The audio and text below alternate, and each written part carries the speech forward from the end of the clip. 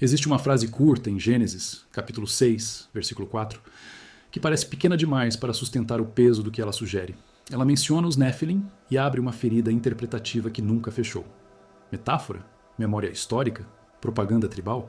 Ou tentativa de registrar algo que não cabia na linguagem comum da época? Em 2023, um conjunto de papers em genética populacional começou a circular em fóruns acadêmicos alternativos com uma afirmação perturbadora. Aproximadamente 0,5% da humanidade atual carrega marcadores genéticos que não se encaixam perfeitamente em nenhuma população conhecida. Não estamos falando de neandertais ou denisovanos, estamos falando de algo diferente. Se você ficar até o final, você vai entender por que essa linha do Gênesis se conecta com haplogrupos raros, com sítios arqueológicos na Anatólia e no Levante, e com um padrão de narrativas que se repetem onde não deveriam. Não é prova de nada por si só. É um padrão que obriga a fazer perguntas melhores. Se você quer investigações assim, que não vendem fantasia, mas também não fecham a porta para o que a evidência realmente mostra, deixe seu like agora. Isso ajuda o algoritmo a entender que existe público para conteúdo sério sobre temas complexos.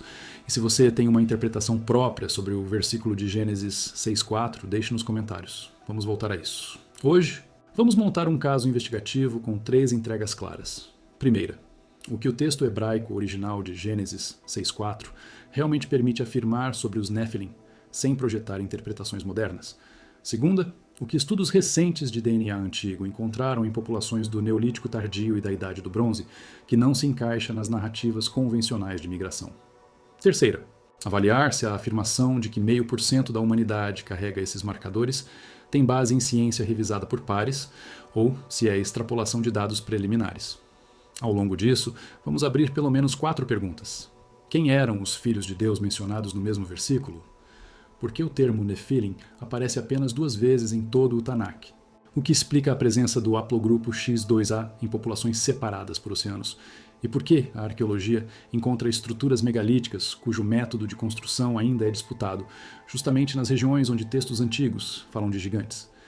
Vamos começar pelo texto. Gênesis 6.4 diz, em tradução direta do hebraico: os Nephilim estavam na terra naqueles dias, e também depois, quando os filhos de Deus se uniram às filhas dos homens, e elas lhes deram filhos. Esses foram os heróis da antiguidade, homens de renome. A primeira coisa que chama a atenção é a estrutura da frase. Ela não diz que os Nephilim eram filhos dessa união. Ela diz que os Nephilim já estavam na terra. E também depois, isso cria um problema cronológico imediato. Se eles já existiam antes da união entre filhos de Deus e filhas dos homens, então essa união não os originou. Então, quem os originou? O termo hebraico, Nephilim, vem da raiz nafal, que significa cair, literalmente os caídos. Mas cair de onde? Algumas traduções antigas, como a Septuaginta grega do século III a.C., traduzem Nephilim como gigantes. Isso influenciou toda a tradição cristã posterior. Outras leituras sugerem os que fazem outros caírem, ou seja, guerreiros conquistadores. A ambiguidade não é acidental. Hebraico bíblico é econômico. Cada palavra carrega múltiplas camadas. Então, temos no mínimo 3 leituras possíveis. Seres que caíram de algum lugar, seres de estatura física excepcional ou uma casta de guerreiros temidos. Nenhuma dessas leituras exclui necessariamente as outras. Agora, os filhos de Deus. Em hebraico, Bene Ha-Elohim. Elohim é um termo complexo. Pode significar Deus, deuses, seres divinos ou até juízes e autoridades. No contexto de Gênesis 6, a leitura mais antiga, preservada em textos apócrifos como o livro de Enoque, entende filhos de Deus como seres celestiais, anjos que desceram e se rebelaram. Essa leitura dominou o judaísmo do Segundo Templo e o cristianismo primitivo. Mas há uma leitura alternativa que surgiu mais tarde, especialmente na tradição rabínica pós-templo. Filhos de Deus seriam descendentes de Sete, a linhagem piedosa de Adão, enquanto filhas dos homens seriam descendentes de Caim, a linhagem amaldiçoada. Casamento misto, queda moral, fim da pureza da linhagem. Essa leitura transforma o texto numa alegoria sobre endogamia e identidade tribal, segura, domesticada. Mas ela tem um problema. Não explica por que o resultado dessa união produziria heróis da antiguidade, homens de renome. Casamento entre linhagens humanas não produz super-homens, a menos que algo mais estivesse em jogo. O livro de Enoque, que não está no cânon hebraico, mas era amplamente lido nos tempos de Jesus, expande essa narrativa de forma dramática. Ele nomeia os líderes desses filhos de Deus rebeldes: Azazel, Shemiasa, Armaros e outros. 200 deles, segundo o texto, desceram no Monte Hermon, na fronteira entre o atual Líbano e Síria. Eles fizeram um juramento ali. Ensinaram às mulheres humanas encantamentos, astrologia, o corte de raízes e plantas. Ensinaram aos homens a fabricação de espadas, facas, escudos, couraças, metalurgia, guerra organizada. E dessa união nasceram gigantes. O texto de Enoque diz que esses gigantes tinham 3.000 côvados de altura. Óbvio, exagero, mas exagero de quê? Se o número é impossível, o que ele está tentando comunicar? Dominação física? Linhagem diferente? Algo que justificasse medo e memória cultural persistente? Aqui entra a primeira evidência física que complica a narrativa simples. Monte Hermon existe. É uma montanha real, com sítios megalíticos na base e no topo. Um desses sítios, Qasr Antar, tem blocos de pedra que pesam mais de 400 toneladas. Não há consenso sobre quem os colocou ali ou quando. Estimativas vão do Neolítico tardio até a Idade do Bronze. O método de transporte e elevação desses blocos em terreno montanhoso continua sendo objeto de debate. A explicação convencional envolve rampas, trenós de madeira, centenas de trabalhadores coordenados. Possível? Sim. Provado? Não exatamente. O que torna isso interessante para a nossa investigação não é a impossibilidade, mas a conexão cultural. Textos antigos dizem que algo importante aconteceu naquele monte. A arqueologia diz que algo trabalhoso e tecnicamente desafiador aconteceu ali. Coincidência? Talvez, mas é uma coincidência que aparece em outros lugares. Vamos pular para outra âncora. Göbekli Tepe, na Turquia, a cerca de 500 quilômetros ao norte do Monte Hermon. Construído há cerca de 11.000 anos, no fim da última era glacial. Pilares em T de calcário, alguns com 6 metros de altura e pesando 16 toneladas. Relevos de animais, símbolos abstratos, nenhuma evidência de habitação permanente. Parece ser um centro cerimonial. O arqueólogo Klaus Schmidt, que liderou as escavações por décadas, descreveu Göbekli Tepe como o primeiro templo da humanidade, construído por caçadores-coletores antes da agricultura. Isso desafia a narrativa clássica de que religião organizada e construção monumental só aparecem depois de assentamentos permanentes e excedente agrícola. Göbekli Tepe inverte a ordem. Primeiro o templo, depois a cidade, o que motivou grupos nômades a coordenar mão de obra para erguer algo assim. Uma possibilidade, proposta por alguns arqueólogos, é memória cultural de um evento catastrófico. O fim da era glacial foi violento, nível do mar subindo 120 metros em alguns milênios, inundações massivas, espécies extintas, tribos deslocadas. Se Göbekli Tepe é um memorial ou tentativa de aplacar forças que destruíram o mundo antigo, então faz sentido que caçadores investissem tanto esforço. Mas isso ainda não explica a capacidade técnica.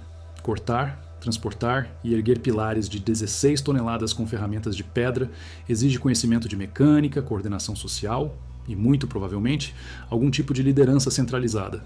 Algo que, segundo o modelo convencional, não deveria existir nessa escala naquela época. Agora conecte isso com a cronologia bíblica.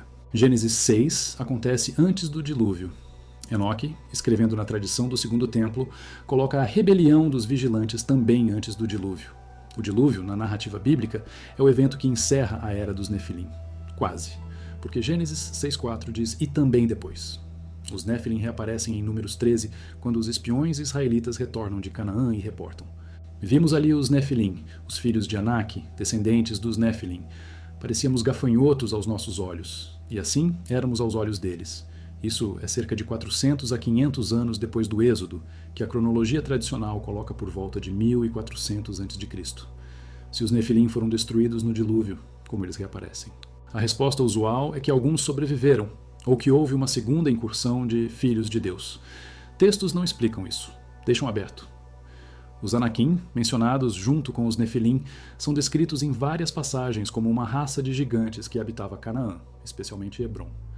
Deuteronômio 2:10 diz que os Emim viviam ali antes, um povo grande, numeroso e alto como os Anakim. Também menciona os Refaim, outro grupo descrito como gigantes. Og, rei de Bazã, é chamado de último dos Refaim, e disse que sua cama de ferro media 9 côvados de comprimento por 4 de largura. Um côvado é cerca de 45 centímetros. 9 côvados dá 4 metros de comprimento. Obviamente, ninguém tinha 4 metros de altura. Mas o texto preserva a memória de algo excepcional. Reis especialmente altos, linhagens endogâmicas com frequência elevada de gigantismo, Exagero propagandístico para justificar guerra de extermínio? Todas são possibilidades, mas o padrão persiste. Textos antigos de diferentes períodos em regiões próximas mencionam grupos humanos de estatura excepcional associados a poder militar e dominação territorial. A arqueologia oferece alguma confirmação, com ressalvas. Esqueletos de indivíduos com mais de 2 metros foram encontrados em sítios do Levante e Anatólia. 2 metros não é sobrenatural, mas é raro em populações antigas, onde a média era cerca de 1,60 m para homens. Encontrar indivíduos consistentemente acima de 2 metros em contextos de elite guerreira sugere seleção intencional, seja genética, seja social. Algumas culturas podem ter valorizado a altura e força, concentrando recursos nutricionais em guerreiros de elite, permitindo que atingissem seu potencial máximo de crescimento. Outras podem ter praticado endogamia em linhagens onde a altura era mais comum. Nada disso requer hibridização sobrenatural, mas também não exclui que algo mais estivesse acontecendo, algo que textos tentaram registrar com as categorias que tinham disponíveis. Agora vamos para a genética. Isso é onde a afirmação do título encontra sua base, e também onde a investigação fica mais técnica.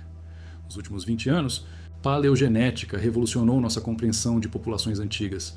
Conseguimos sequenciar DNA de ossos com dezenas de milhares de anos. Descobrimos que humanos modernos se cruzaram com neandertais, entre 60 e 50 mil anos atrás. Todos os humanos não africanos carregam 1 a 4% de DNA neandertal. Descobrimos os denisovanos, um grupo irmão dos neandertais, no sul da Sibéria. Populações no sudeste asiático, especialmente melanésios, carregam até 6% de DNA denisovano. Isso prova que hibridização entre espécies ou subespécies humanas aconteceu. Não é ficção, é história. Em 2010, um estudo analisando o DNA mitocondrial de populações nativas americanas encontrou algo estranho, um haplogrupo chamado X2A. Haplogrupos são ramos da árvore genealógica humana rastreados através de DNA mitocondrial, herdado da mãe, ou cromossomo X, herdado do pai. Haplogrupo X é raro. Aparece em frequências baixas no Oriente Médio, Cáucaso e partes da Europa. Mas também aparece em algumas tribos nativas americanas, especialmente no nordeste da América do Norte. Iroqueses, algonquinos, a questão é: como um haplogrupo do Oriente Médio chega às Américas milhares de anos antes de Colombo? A rota de migração convencional para as Américas passa pela Beríngia, a ponte de terra que conectava Sibéria e Alasca durante a Era Glacial. Populações que cruzaram Beríngia carregavam haplogrupos A, B, C, D, não X. Uma possibilidade é a migração transatlântica durante o período solutrense, há cerca de 20 mil anos. Essa é a hipótese solutrense, que sugere que caçadores de focas da cultura solutrense, na Europa, cruzaram o Atlântico Norte seguindo a borda da camada de gelo, chegando à América do Norte. Evidência? Similaridades entre pontas de lança solutrenses e pontas cloves, as mais antigas encontradas nas Américas, mas essa hipótese é controversa. A maioria dos arqueólogos a rejeita por falta de evidência genética direta. E aqui está o problema. Se X2A chegou com solutrenses, esperaríamos encontrá-lo em esqueletos antigos das Américas.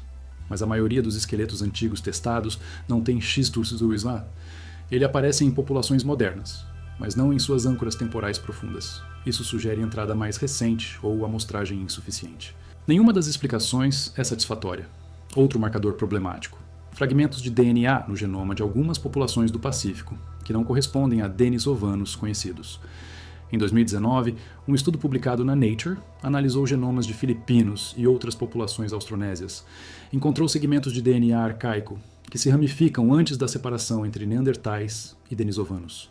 Isso implica um terceiro grupo, ainda não identificado, que se cruzou com ancestrais dessas populações. Os autores chamaram isso de hominin fantasma, um grupo extinto que deixou traço genético, mas nenhum fóssil nomeado. Quanto DNA? Pequenas frações. Menos de 1% na maioria dos indivíduos, mas presente. Então, temos múltiplos grupos arcaicos contribuindo para o genoma humano moderno. Neandertais, denisovanos, pelo menos um hominin fantasma, e possivelmente outros que ainda não detectamos. Isso valida a ideia geral de que nosso genoma é uma colcha de retalhos de hibridizações antigas. Mas nada disso se conecta diretamente com o Nefilim. Nada disso sugere hibridização entre humanos e filhos de Deus, seja lá o que isso signifique. Para fazer essa conexão, você precisaria de duas coisas. Primeiro, evidência de que esses marcadores arcaicos estão concentrados em populações descendentes de regiões mencionadas nos textos bíblicos, Levante e Mesopotâmia. Segundo, Evidência de que esses marcadores conferem alguma vantagem física ou cognitiva que possa ser interpretada como heróica ou fora do comum. Vamos ver se isso existe. Um paper de 2021, publicado num jornal de acesso aberto com revisão por pares menos rigorosa, alegou ter encontrado um conjunto de polimorfismos de nucleotídeo único, SNPs, que apareciam em frequência elevada em descendentes de populações do Levante, especialmente drusos e algumas comunidades judaicas isoladas. Os autores argumentaram que esses SNPs não correspondiam a nenhum haplogrupo moderno ou arcaico conhecido e propuseram origem independente. Eles estimaram, com base em frequência alélica, que cerca de 0,5% da população global poderia carregar esses marcadores em homozigose ou heterozigose significativa. O paper foi citado em blogs e fóruns como evidência de DNA Nephilim. Mas tem problemas sérios. Primeiro, a amostra era pequena, menos de 200 indivíduos. Segundo, os SNPs identificados podem ser simplesmente deriva genética em populações isoladas, não evidência de grupo ancestral distinto. Terceiro, o paper não foi replicado por outros grupos. Replicação é essencial em genética. Até que outro laboratório confirme os achados com amostra independente, a alegação permanece especulativa. Mas vamos supor, por um momento, que os achados sejam reais, que há um conjunto de marcadores genéticos em populações do Levante que não se encaixam perfeitamente em árvores genealógicas conhecidas. O que isso prova? No máximo que houve uma população ancestral nessa região que contribuiu para o pool genético moderno e que ainda não foi bem caracterizada. Isso é interessante, mas não prova nada sobre Nephilim. Para conectar genética e texto bíblico, você precisa de um salto interpretativo. Você precisa decidir que filhos de Deus se refere a um grupo humano arcaico, talvez uma subespécie, e que Nephilim preserva a memória de hibridização. Possível? Sim, como modelo especulativo. Comprovado? De jeito nenhum. Vamos agora examinar o contra-argumento ortodoxo, porque ele é mais forte do que blogs alternativos sugerem. A posição mainstream em genética populacional é clara. Todos os marcadores misteriosos encontrados em humanos modernos podem ser explicados por populações arcaicas já conhecidas, mais deriva genética, mais gargalos populacionais, mais fluxo gênico entre grupos que se isolaram e depois se reencontraram. Não há necessidade de postular um grupo totalmente novo. Quanto ao haplogrupo X2A nas Américas, a explicação mais parcimoniosa é que ele chegou com uma segunda onda migratória que não deixou grande rastro arqueológico, ou que estava presente em baixa frequência na população fundadora de Beringia, e persistiu por acaso em algumas linhagens. Coincidências acontecem. Efeito fundador pode amplificar rarezas, e as histórias de gigantes, explicadas por exagero oral, propaganda militar, e alguns casos reais de gigantismo patológico ou indivíduos incomumente altos que se tornaram lendários. Nada exige hibridização sobrenatural ou contato com espécies desconhecidas. Essa explicação é intelectualmente satisfatória. Ela usa o princípio de Occam. Multiplicar entidades além do necessário não ajuda. Se você pode explicar com o que já conhece, por que inventar algo novo? O problema é que esse princípio funciona quando temos informação completa, mas não temos. Apenas cerca de 5% do genoma de populações antigas foi sequenciado até agora. A maioria dos fósseis conhecidos nunca foi testada geneticamente. E muitos sítios arqueológicos relevantes estão em regiões politicamente instáveis, dificultando escavação e análise. Então, a ausência de evidência não é evidência de ausência. Pode ser apenas ausência de investigação. Isso não prova que algo extraordinário aconteceu, mas mantém a porta aberta para reavaliação conforme mais dados surgem. Agora, uma peça interessante que complica o quadro. Em 2018, pesquisadores chineses publicaram análise de DNA mitocondrial de restos humanos na caverna de Denisova. Esperavam encontrar denisovanos, encontraram uma menina híbrida, mãe neandertal, pai denisovano. Primeira evidência direta de reprodução entre as duas espécies. Isso é importante porque prova que hibridização não era rara ou acidental. Acontecia com frequência suficiente para deixar rastro detectável. Se neandertais e denisovanos se cruzaram, se ambos se cruzaram com o Homo sapiens, então o modelo de espécies humanas isoladas está errado. O modelo correto é de populações porosas, que se encontravam, trocavam genes e seguiam caminhos separados até o próximo encontro. Durante dezenas de milhares de anos, isso produziu uma rede de linhagens entrelaçadas. E sabemos que algumas dessas linhagens tiveram vantagens adaptativas. Genes neandertais para resposta imunológica foram selecionados positivamente em populações europeias e asiáticas. Genes denisovanos para adaptação a grandes altitudes foram selecionados em tibetanos. Hibridização não foi só sexo. foi transferência de tecnologia genética. Então, se hibridização era comum e vantajosa, por que seria controverso sugerir que textos antigos preservam memória disso? A resposta tem a ver com escala de tempo. Neandertais e denisovanos desapareceram há cerca de 40 mil anos. Os textos bíblicos preservam memória de, no máximo, 3 a 4 mil anos. Então, qualquer hibridização registrada nesses textos teria que ser com grupos que ainda existiam na Idade do Bronze e do Ferro. Isso requer que uma população arcaica, suficientemente distinta para ser notável, tenha sobrevivido até recentemente. Possível? Homo floresiensis, o hobbit da Indonésia, sobreviveu até cerca de 50 mil anos atrás, segundo as datações mais recentes. Então, populações isoladas podem persistir por muito tempo. Mas Floresiensis estava em uma ilha remota. Para os Nephilim, você precisaria de um grupo que coexistiu com agricultores e construtores de cidades no crescente fértil. Isso parece menos provável, mas não impossível. Outra linha de evidência vem de estudos de altura e saúde óssea em populações antigas. Um paper de 2017 analisou esqueletos do período calcolítico no sul do Levante, cerca de 4.000 a 3.200 a.C. Encontrou que a de altura média masculina era 1,73 m, significativamente acima das populações neolíticas anteriores, que ficavam em torno de 1,65 m. O que mudou? Dieta. Introdução de laticínios e maior consumo de proteína animal permitiu o crescimento esquelético mais robusto. Então, aumento de altura não precisa de explicação genética exótica, pode ser só nutrição melhorada. Mas aqui está o detalhe interessante. A variação dentro da população também aumentou. Alguns indivíduos alcançaram 1,90 m, enquanto outros permaneceram em torno de 1,60 m. Isso sugere estratificação social. Elites guerreiras tinham acesso preferencial à proteína, cresciam mais e dominavam militarmente. Com o tempo, isso criaria uma casta visualmente distinta. Casamentos endogâmicos dentro dessa casta manteriam a altura elevada. Em algumas gerações, você teria uma linhagem de gigantes relativos. E se essa linhagem conquistou outras tribos, a memória cultural registraria isso como invasão de seres fora do comum. Isso nos traz de volta ao livro de Enoque e sua descrição de ensinamentos trazidos pelos vigilantes. Metalurgia, astrologia, guerra organizada. Se você quiser uma leitura naturalista, pode interpretar isso como memória de difusão cultural. Tribos do Crescente Fértil desenvolveram metalurgia do cobre e bronze entre 4.000 e 3.000 a.C. Essa tecnologia se espalhou por rotas comerciais e conquista. Para tribos ainda na Idade da Pedra, guerreiros com espadas de bronze e armaduras seriam assustadores. A diferença de poder seria absoluta. E se esses guerreiros também eram fisicamente maiores devido à nutrição superior, a combinação seria devastadora. Textos posteriores, escritos por descendentes dos conquistados, preservariam isso como invasão de seres semidivinos, que ensinaram segredos proibidos. Não literalmente anjos caídos. Memória distorcida de colapso cultural violento. Essa leitura é plausível, mas tem uma fraqueza. Ela não explica por que textos usaram a categoria específica de filhos de Deus. Por que não simplesmente guerreiros do norte ou homens de bronze? A linguagem de divindade sugere alteridade radical. Algo que não era apenas mais forte ou mais avançado, mas fundamentalmente diferente. E isso nos leva a uma terceira possibilidade, intermediária entre literal e alegórico.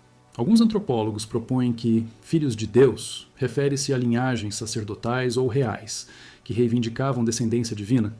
E isso era comum no Antigo Oriente Médio. Faraós egípcios eram filhos de Ra. Reis mesopotâmicos eram escolhidos pelos deuses. Se uma dessas linhagens reais invadiu tribos do Levante, e se eles praticavam casamento real endogâmico, mantendo características físicas distintas. Então a união entre filhos de Deus, ou seja, essa elite, e filhas dos homens, ou seja, populações locais, produziria descendentes híbridos, mestiços que carregavam prestígio da linhagem real mais características locais. Esses mestiços poderiam ser os heróis da antiguidade, homens de renome, não sobre-humanos, apenas a primeira geração de uma nova ordem política. Vamos agora aplicar esse modelo ao caso específico dos Anakim. Eles são descritos como habitantes de Hebron, uma cidade antiga no sul de Canaã. Escavações em Hebron mostraram ocupação contínua desde a Idade do Bronze Médio, cerca de 2000 a.C.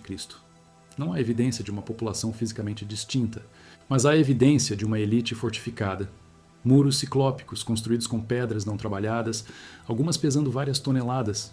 Esse tipo de construção é chamado de ciclópico, porque gregos posteriores acreditavam que apenas ciclopes poderiam ter movido essas pedras. Mesma lógica. Algo impressionante foi feito. Memória cultural atribui a seres de poder excepcional. A explicação técnica é menos dramática. Muita mão de obra coordenada, rampas, alavancas, tempo. Mas a explicação técnica não explica a motivação. Por que investir tanto esforço em muralhas tão maciças? Defesa contra quê? E quem tinha autoridade para mobilizar essa mão de obra? Uma possibilidade é que Hebron era um centro de poder regional, controlado por uma linhagem forte que dominava tribos ao redor. Essa linhagem pode ter mantido sua posição através de casamento endogâmico, preservando não só poder político, mas também características físicas raras. Se a altura era valorizada e selecionada, gerações de endogamia em uma elite bem nutrida produziriam indivíduos consistentemente altos. Quando os israelitas chegaram séculos depois, encontraram ruínas dessas fortificações e lendas sobre os construtores. Lendas que cresceram com o tempo. Eles eram altos, vira, eles eram gigantes. Eles eram guerreiros temidos, vira, eles eram nefilim. Distorção? Sim, mas distorção de algo real. E o DNA? Se conseguíssemos sequenciar genoma de esqueletos da elite de Hebron da Idade do Bronze, poderíamos verificar se havia marcadores incomuns. Mas até agora, isso não foi feito. Ou se foi, não foi publicado. Chegamos agora ao ponto que exige sua participação. Você lê essas narrativas de Gênesis 6 e Números 13 como metáfora, como memória histórica distorcida, como mistura das duas, ou como outra coisa? O que te convence mais? A leitura literal que exige intervenção sobrenatural? A leitura naturalista que reduz tudo a nutrição e propaganda? Ou algum meio termo que admite eventos reais registrados com categorias da época? Deixe sua resposta nos comentários. Isso não é só engajamento.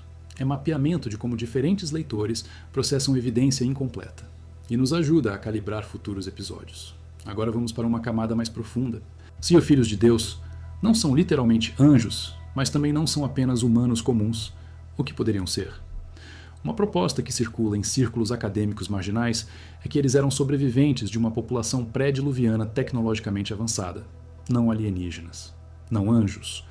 Humanos ou hominídeos que desenvolveram civilização antes do fim da era glacial. Foram quase extintos por cataclismos climáticos, e os poucos sobreviventes se misturaram com populações neolíticas. Essa é a hipótese da civilização perdida. Evidência? Göbekli Tepe é o candidato favorito, construído há 11 mil anos por pessoas que, segundo o modelo convencional, eram primitivas demais para tal feito. Mas se eles eram sobreviventes ou descendentes de uma cultura mais antiga, com conhecimento residual de engenharia e organização, então Göbekli Tepe faz mais sentido.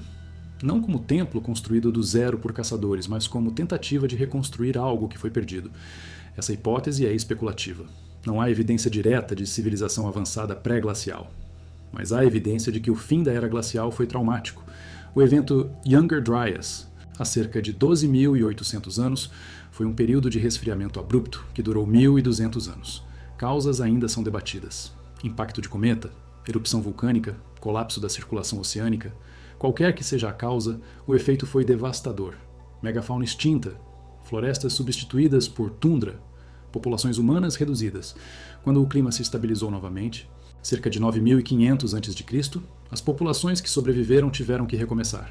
Se algumas delas carregavam memória de um mundo anterior, tecnologicamente mais sofisticado, isso explicaria mitos globais de dilúvio e gigantes. Não porque gigantes existiram literalmente, mas porque a memória de uma era perdida foi personificada em narrativas sobre seres poderosos destruídos por catástrofe. Textos mesopotâmicos reforçam esse padrão. A lista de reis sumérios menciona reis antediluvianos que reinaram por dezenas de milhares de anos. Óbvio exagero.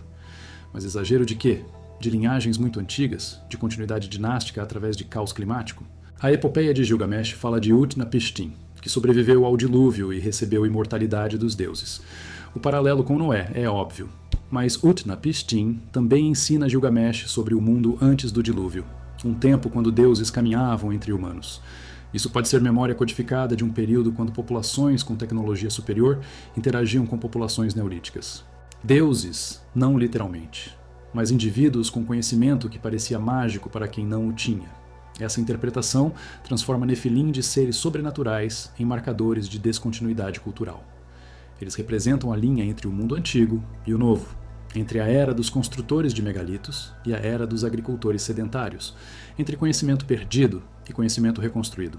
E se alguns desses Nefilim eram realmente grupos humanos distintos, talvez uma subespécie ou população isolada com características genéticas incomuns, então a hibridização registrada em Gênesis 6 não é sobre anjos.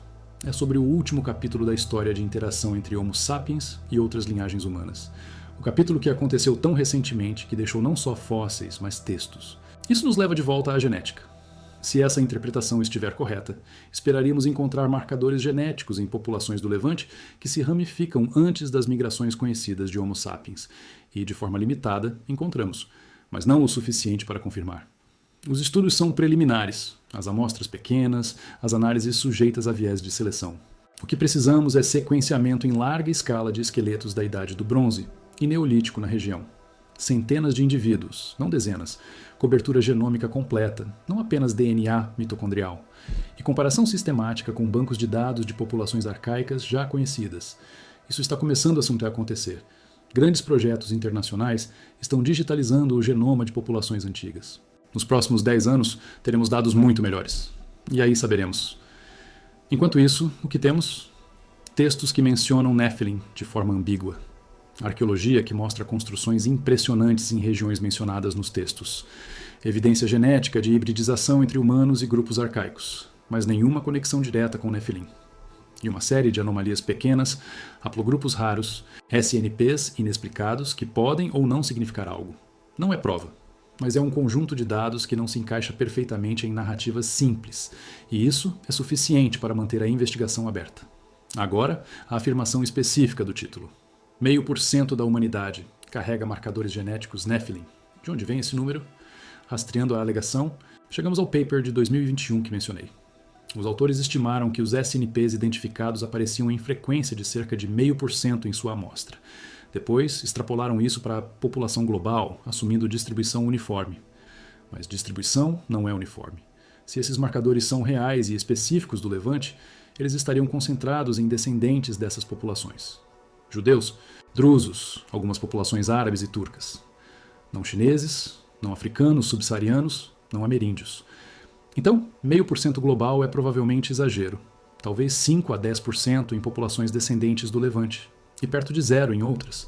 Mas mesmo 5% seria interessante. Seria um sinal de fluxo gênico de um grupo ancestral que não foi bem caracterizado. Não prova Nephilim, mas prova complexidade maior do que o modelo simples sugere. Outro ponto importante. Esses marcadores conferem alguma característica fenotípica? Altura? Força? Inteligência? Longevidade? Se não conferem nada detectável, então são apenas ruído evolutivo. Deriva genética. Mas se conferem algo, então seleção natural ou cultural pode tê-los mantido. O paper de 2021 sugeriu associação com altura aumentada e densidade óssea. Mas a amostra era pequena demais para a conclusão estatística robusta. Estudos maiores não confirmaram. Então, por enquanto, a resposta é: não sabemos. Pode ser que esses marcadores façam algo. Pode ser que não. Falta investigação. Isso nos traz a uma tensão fundamental em qualquer investigação desse tipo. Quanto peso você dá à evidência preliminar versus consenso estabelecido? Se você sempre espera consenso, nunca explora ideias novas. Mas se você aceita evidência preliminar sem crítica, cai em pseudociência. O equilíbrio é difícil. A abordagem que usamos aqui é apresentar a evidência preliminar com todas as ressalvas, apresentar o contra-argumento forte e deixar claro o que ainda não sabemos. Não vendemos certeza, vendemos honestidade e reconhecimento de que muita coisa ainda está aberta. Então, onde estamos? Reunindo os fios. Gênesis 6.4 menciona Nephilim de forma breve e ambígua, deixando aberta a natureza desses seres. A etimologia sugere caídos, mas o contexto permite múltiplas leituras. Guerreiros, gigantes, híbridos ou memória cultural de algo perdido. O livro de Enoque expande isso numa narrativa de rebelião celestial, ensinamentos proibidos e nascimento de gigantes.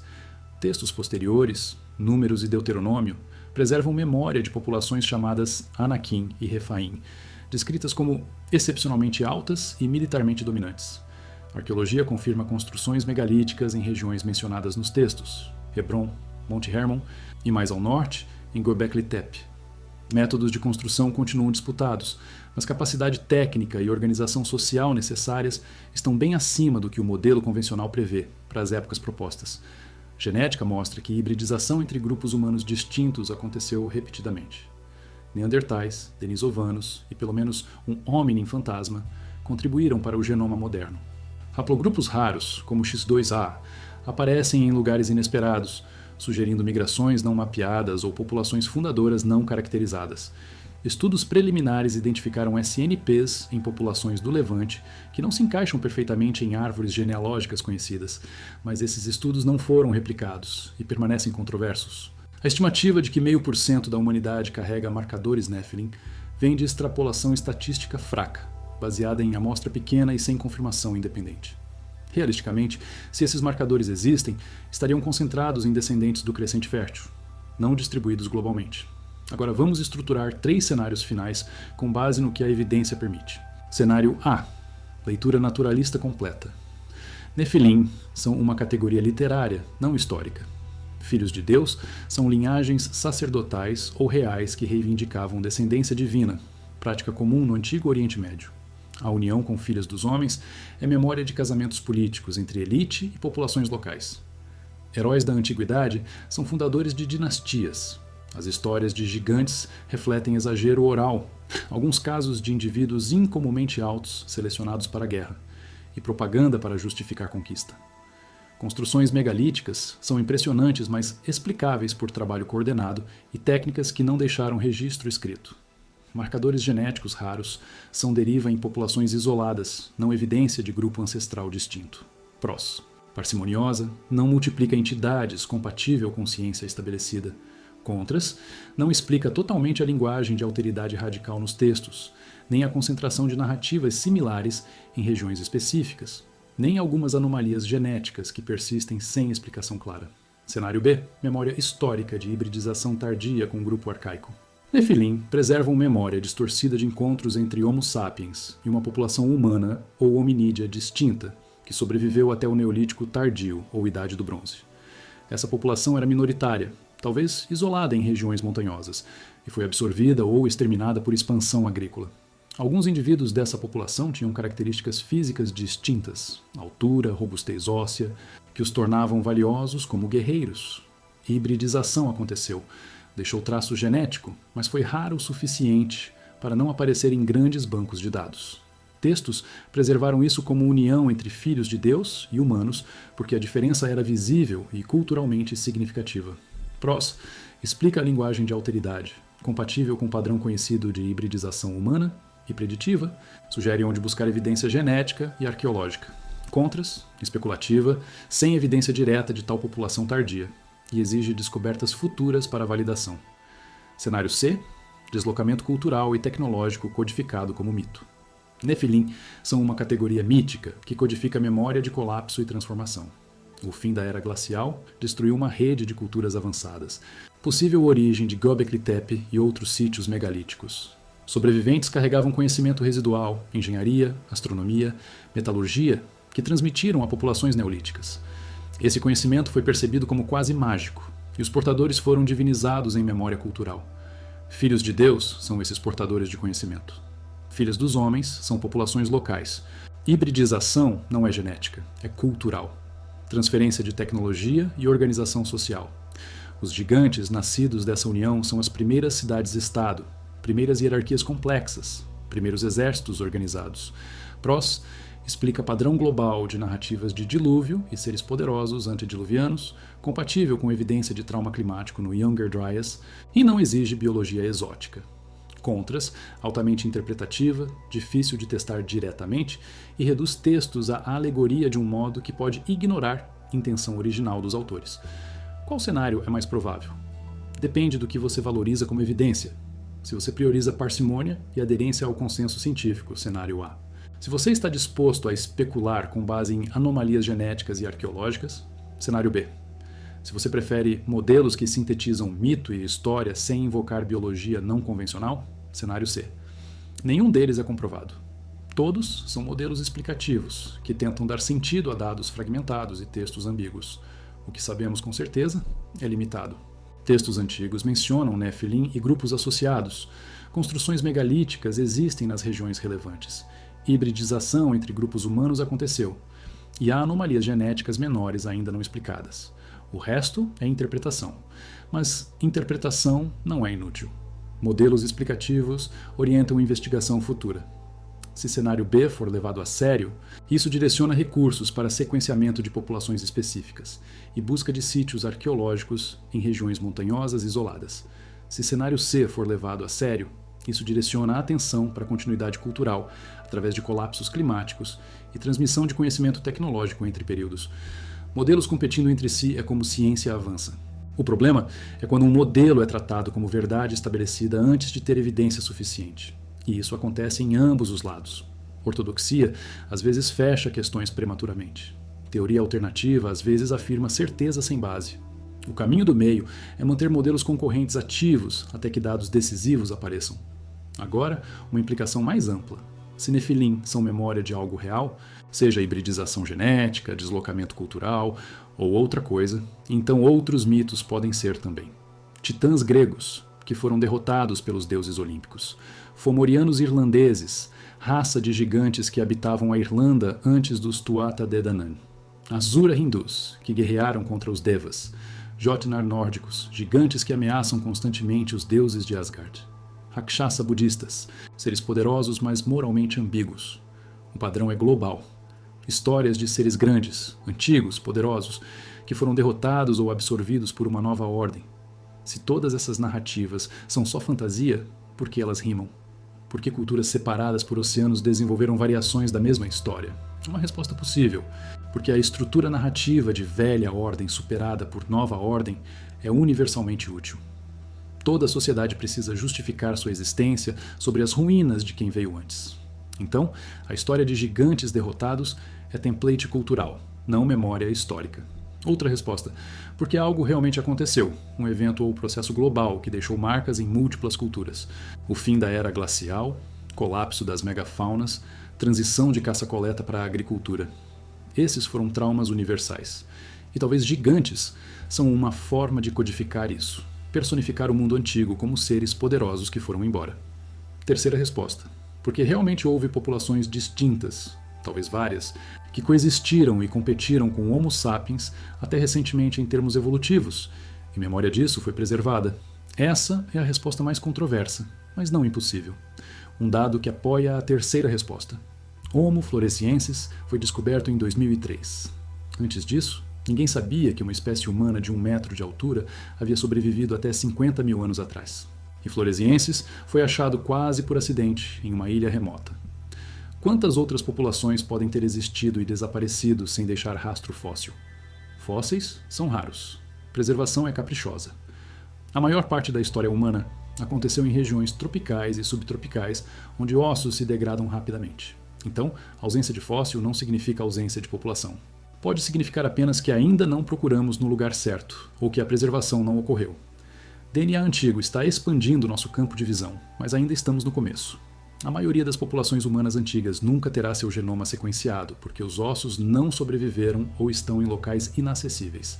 Então, quando alguém diz não há evidência de Nefilim, a resposta correta é: depende do que você quer dizer por Nefilim e do que você aceita como evidência.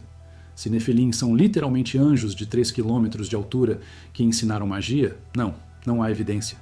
Mas se Nefilim são marcador textual de população humana ou hominídea distinta que interagiu com ancestrais dos hebreus durante o Neolítico ou Idade do Bronze, então há fragmentos de evidência inconclusivos, mas presentes.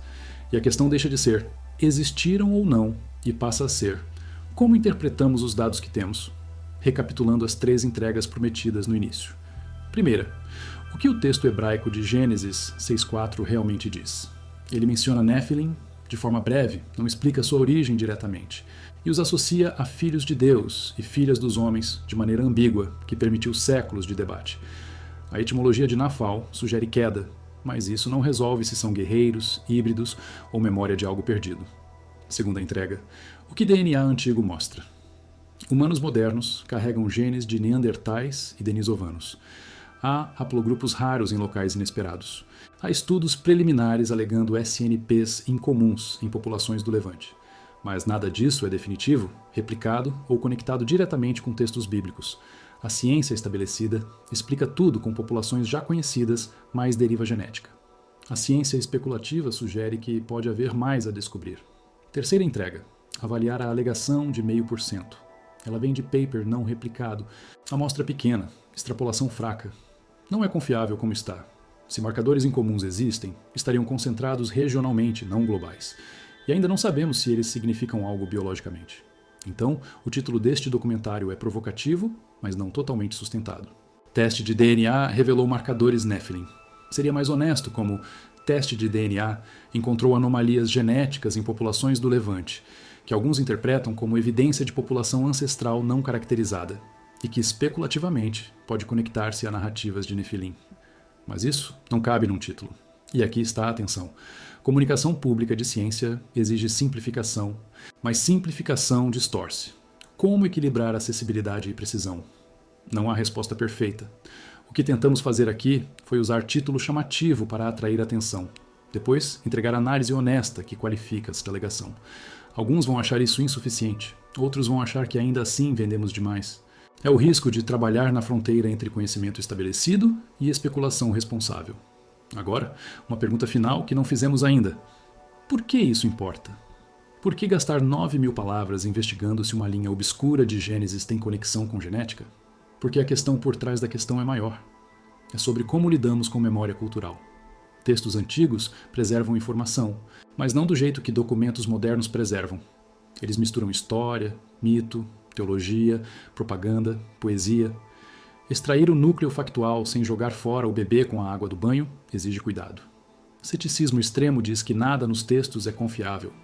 Literalismo extremo diz que tudo é factual. Ambos estão errados. A abordagem correta é tratar textos como testemunhas imperfeitas de eventos reais filtrados por lentes culturais. Às vezes, o filtro distorce, além do reconhecimento. Outras vezes, o núcleo histórico é recuperável. Nosso trabalho é distinguir. E se conseguirmos fazer isso bem, textos antigos se tornam dados úteis, não apenas literatura. Eles apontam onde procurar evidência arqueológica, preservam nomes de lugares e grupos que guiam a escavação.